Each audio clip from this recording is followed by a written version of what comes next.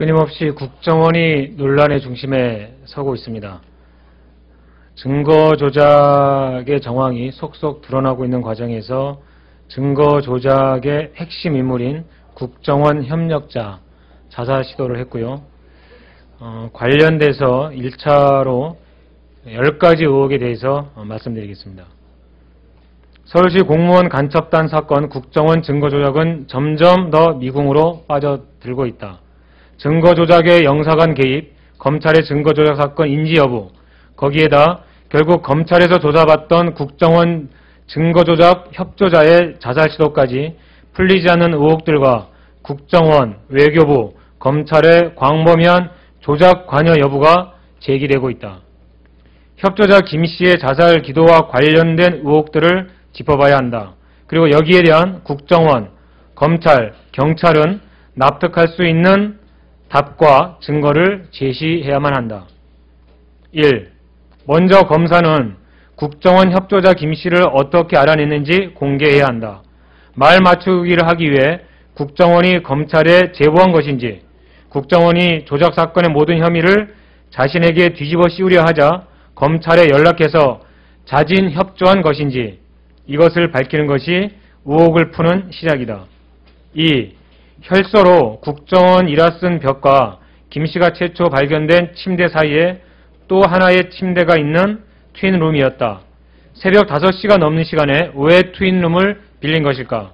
강남 인근에도 호텔이 많은데 왜 굳이 영등포까지 갔을까?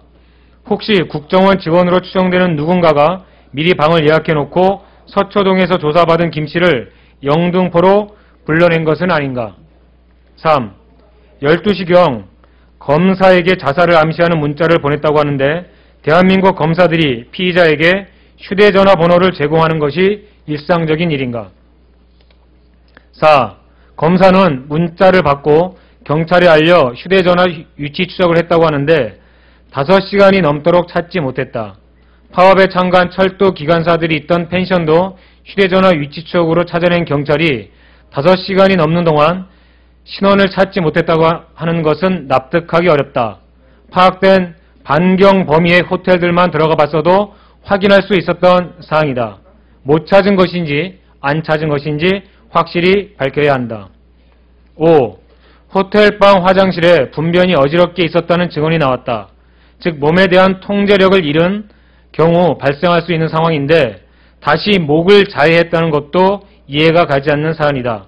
혹시 제3자의 출입이 있었는지 CCTV 내용을 경찰은 확인해줘야 한다. 6. 혈서로 국정원 일화 쓴 벽과 김씨가 발견된 침대 사이에 또 하나의 침대가 있었다. 벽에 글씨를 남기고 이동했다면 혈흔이 남아야 한다. 정말 김씨가 쓴 것이 맞는 것인가? 7. 일반적인 자살 사건이나 살인 사건이 아닌 국정원 협력자로 검찰의 조사를 받던 피의자의 자살 사건인데 당일 오후 6시 11분에 발견된 사건 현장이 불과 4시간 만인 오후 10시경 감식을 종료하고 밤 11시경 호텔 측에 의해 청소가 된다.